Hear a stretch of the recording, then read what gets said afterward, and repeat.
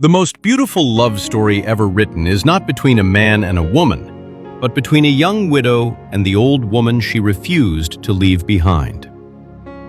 A man named Elimelech lived in Bethlehem with his wife Naomi and their 2 sons. When famine came, he did what desperate families have always done. He left. They crossed the Jordan and settled in the fields of Moab in what is now Jordan, a foreign land, a place where they knew no one. The 2 sons married local women, Ruth and Orpah, and then, over the span of 10 years, all 3 men died. Elimelech first, then both sons. None of the women had children. Naomi was left with nothing. No husband, no sons, no grandchildren, no land, because Elimelech had mortgaged everything before they left. She was old, poor, and stranded in a country that was not hers. She decided to go home to Bethlehem, but before she left, she had to decide what to do with her daughters-in-law. In the ancient world, when a woman married, she became the property of her husband's family. If he died, she didn't go free. She stayed with his people. The family had paid for her, a bride price handed to her father, and that purchase held even after death. Naomi had every legal right to keep Ruth and Orpah. She could have taken them back to Bethlehem as household servants. Instead, she did something extraordinary. She let them go. "Go back," she said. "Return to your mother's houses. May God show you the same kindness you showed my sons and me. May you each find rest in the home of a new husband."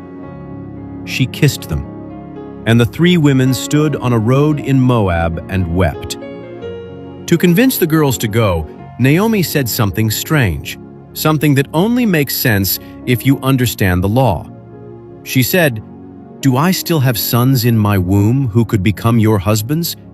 Even if I married tonight and gave birth to a boy, would you wait until he was grown? Would you chain yourselves to that hope and refuse to live your lives?"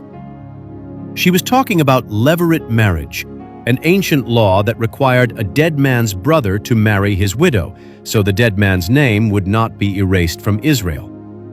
Naomi was saying, "There is no brother. There will be no brother. The law cannot help you. Go home, where you still have a chance at a life." Orpah kissed her mother-in-law, and through her tears, she turned around and walked back toward Moab. No one in the story blames her. She did the sensible thing. Ruth did not. Ruth planted her feet in the dirt and refused to move. And the words she spoke have been carried in the mouths of lovers and mourners for 3,000 years. "Do not ask me to leave you or to turn back from following you. Where you go, I will go. Where you sleep, I will sleep. Your people will be my people. Your God will be my God. Where you die, I will die, and there I will be buried. May God strike me down if anything but death separates us." She was free. Naomi had released her. She could have gone home, married again, started over. Instead, she chose an old woman with nothing, no money, no land, no future, and followed her into a country where Ruth would be a foreigner for the rest of her life. They arrived in Bethlehem at the beginning of the barley harvest, and immediately the question of survival pressed down on them. 2 women alone, with no man to provide or protect them. In that world, a woman without a family was a woman without a floor beneath her feet, one step from becoming a slave. The Bible had a law for people like them. It was called gleaning. When harvesters cut the grain, they moved forward and never looked back. Whatever fell behind, a few stalks dropped in the dirt, a forgotten sheaf, the unharvested corners of the field, belonged to the poor. Widows, orphans, and foreigners survived on what the reapers left behind. Ruth went out to glean. She worked from morning until evening, bent over in the heat, competing with other desperate people for handfuls of barley. And by chance, or by the hand that guides all chances in the Bible, she ended up in a field that belonged to a man named Boaz. Boaz was a wealthy landowner. He was also a distant relative of Naomi's dead husband. When he arrived at the field and saw Ruth, he asked his workers who she was. "A Moabite girl," they told him. "She came back with Naomi. She has been here since dawn and has gathered almost nothing." Boaz walked over to Ruth and said, "Listen to me. Don't go to any other field. Stay here with my workers. I've told the men not to touch you. When you're thirsty, drink from the water they draw." Ruth fell to the ground. "Why are you being kind to me?" she asked. "I am a foreigner." Then Boaz did something that went far beyond kindness. He told his harvesters, "Let her take from the sheaves. Pull some stalks out of the bundles and leave them for her. Don't say a word to her about it." With that one instruction, he lifted her out of the category of the poor. She was no longer fighting over scraps. She went home that evening carrying enough barley to feed herself and Naomi for weeks. When Naomi saw what Ruth had brought, she asked whose field it came from, and when she heard the name, her eyes changed. "That man is a relative of ours," she said. "He is one of our redeemers." That word, redeemer, unlocked everything.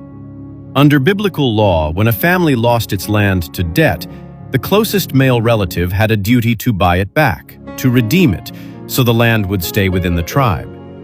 Naomi had just realized that the kind stranger in the barley field was the man who could restore everything her family had lost. But Naomi wanted more than land. She wanted a future for Ruth. Weeks later, at the end of the harvest, Naomi told Ruth to wash, put on her best clothes, and go to the threshing floor where Boaz would be sleeping alone after the night's work. "Lie down at his feet," she said. "He will tell you what to do." It was the most dangerous thing either woman had done. Ruth went to a man alone, at night, uninvited, with no protection, staking everything on the belief that Boaz was who he appeared to be. At midnight, Boaz woke and found her there. "Who are you?" he whispered. "I am Ruth," she said. "Spread your wings over me, for you are a redeemer." Boaz did not send her away. He told her there was one man closer in the family line who had the first right of redemption. If that man declined, Boaz would take his place. He promised. And he kept his word with a brilliant legal maneuver. The next morning, Boaz went to the city gate where the elders sat in judgment. When the closer redeemer arrived, Boaz told him that Naomi was selling Elimelech's land and that, as nearest kin, he had the right to buy it. The man jumped on the opportunity. Then Boaz added a condition that changed everything. Whoever redeems the land must also marry Ruth, so that the firstborn son will carry the dead man's name and inherit the property. It was a legal masterstroke. He had woven together two separate laws, land redemption and levirate marriage, into a single package. The closer redeemer understood immediately. If he bought the land and married Ruth, the child she bore would inherit the field. He would be paying for land that would never be his. He withdrew. Boaz stepped forward. He redeemed the land. He married Ruth, and in time, she gave him a son. The women of Bethlehem came to Naomi and placed the baby in her arms. "Blessed be God," they said, "who has not left you without a redeemer. Your daughter-in-law who loves you, who is better to you than 7 sons, has given birth to him." Naomi held the child. The neighbors gave him a name, Obed. And then the scroll delivers its final line, quiet, almost offhand, as though the greatest twist in the story barely deserves a mention. Obed was the father of Jesse. Jesse was the father of King David. The foreign girl who gleaned barley from the dirt became the great-grandmother of the greatest king Israel ever knew. and, according to the New Testament, the foremother of Jesus Christ himself. 3 people. Not one of them had to do what they did.